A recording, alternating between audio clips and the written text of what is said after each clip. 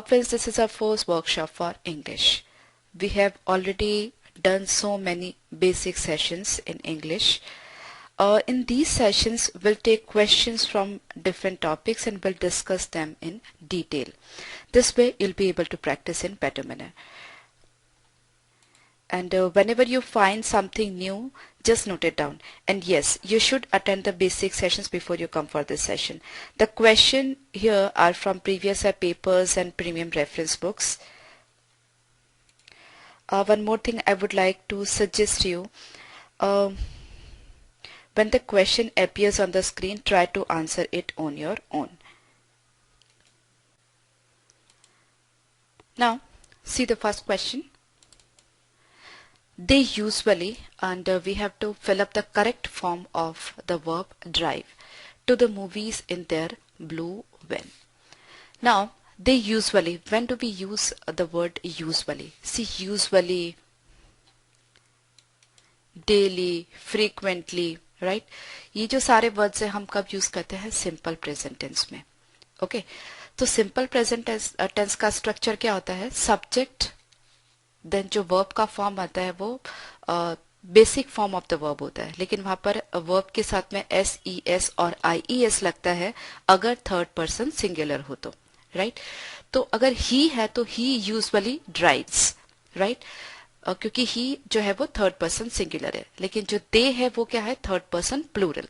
तो हम लोग basic form of the verb use करेंगे लेकिन without S E S N I E S, right? So they usually drive to the movies in their blue van. वो usually मतलब ज्यादातर time movies देखने को जाते हैं उनकी ब्लू वैन में. That is a translation. They usually drive to the movies in their blue van. Usually, daily, frequently, all these words we use in present simple tense. Okay, so they drive. Do not use drives because drives will be using for he, she and third person singular. Okay, now next is my uncle golf on the weekends for quite some time.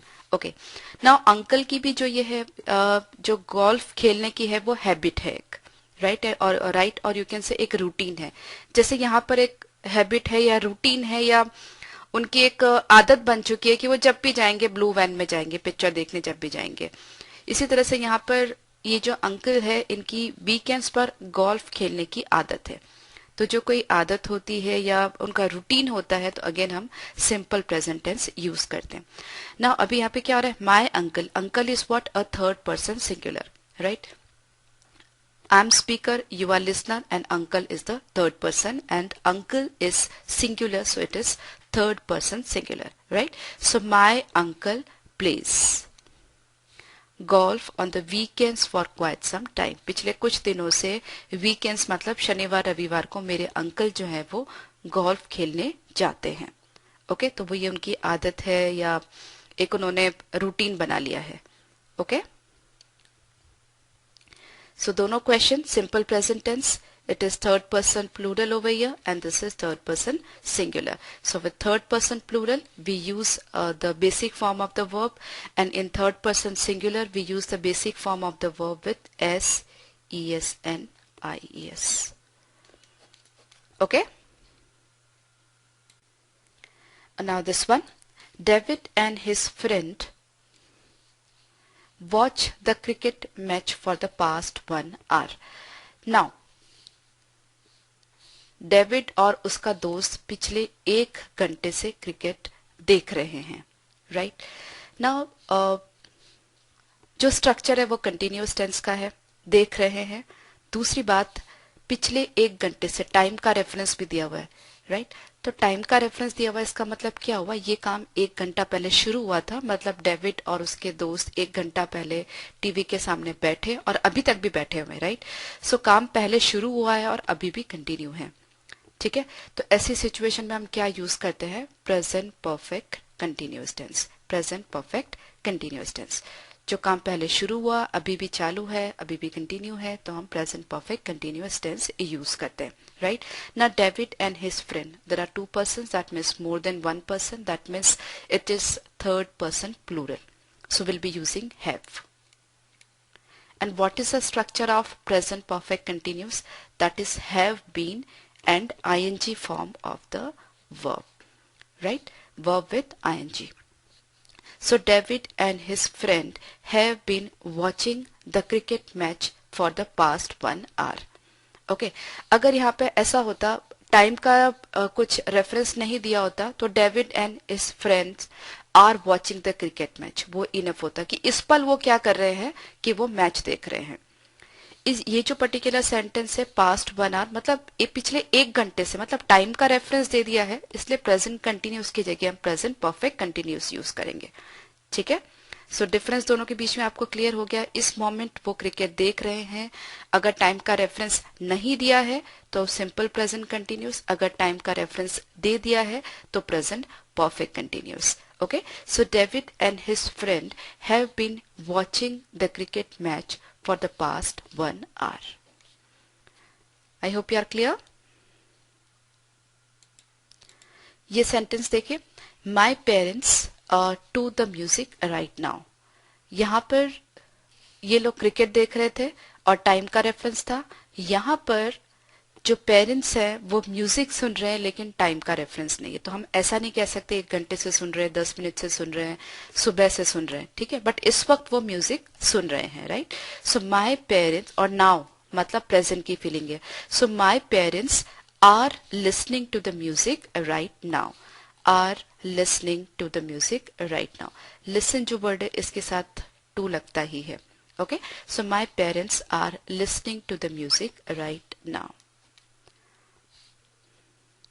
इस वक्त की बात है, हमेशा जरूरी नहीं है कि वो म्यूजिक सुनते ही हैं, इसलिए हम सिंपल प्रेजेंट टेंस तो यूज करेंगे नहीं।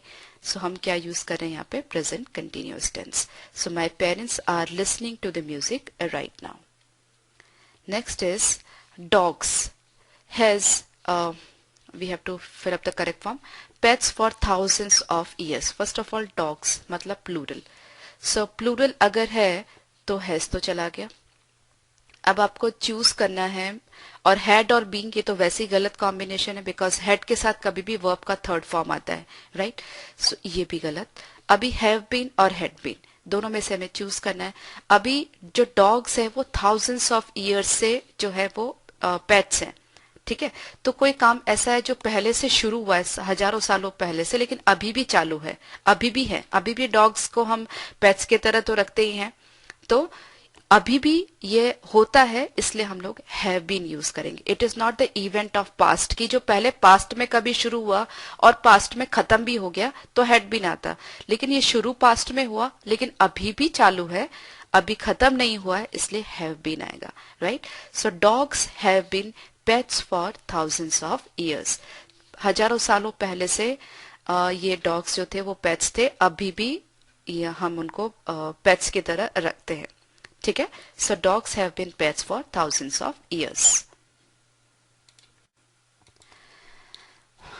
Now my mother to the principal before I met him. Now यहाँ पे दो इवेंट्स है, बिफोर आई मेट हिम, मैं प्रिंसिपल से मिला, उसके पहले मेरी मम्मी ने प्रिंसिपल से बात कर ली थी।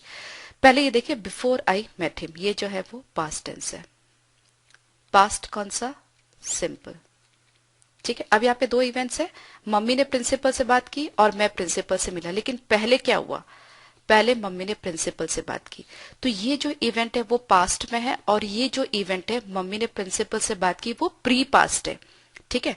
तो जब हमारे पास दो इवेंट पास्ट में होते हैं तो एक पास्ट में है और एक प्री पास्ट में है, तो जो पास्ट में है वो बिफोर आई मेट हिम, हमने वर्ब का सेकेंड फॉर्म यूज किया यहाँ पर, लेकिन जो प्री पास्ट में है वहां पर हम पास्ट परफेक्ट टेंस यूज करेंगे, ठीक है।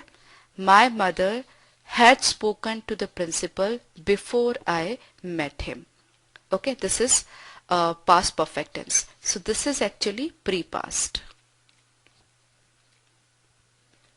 दो इवेंट पास्ट में है, ये सिंपल पास्ट यहाँ पे यूज होगा, यहाँ पर पास्ट परफेक्ट यूज होगा बिकॉज ये जो है वो प्री पास्ट है। मैं प्रिंसिपल से मिला, उसके पहले ही मम्मी प्रिंसिपल से बात कर चुकी थी। ठीक है, so that's pre past and this is past, so simple past and past perfect. So had spoken. Past perfect का जो स्ट्रक्चर है वो हैड के साथ में third form of the verb आता है। Okay, let's see the next one. The girls the house the whole day yesterday. अब यस्टरडे मतलब क्लियरली पास्ट की फीलिंग है। ठीक है, सो द गर्ल्स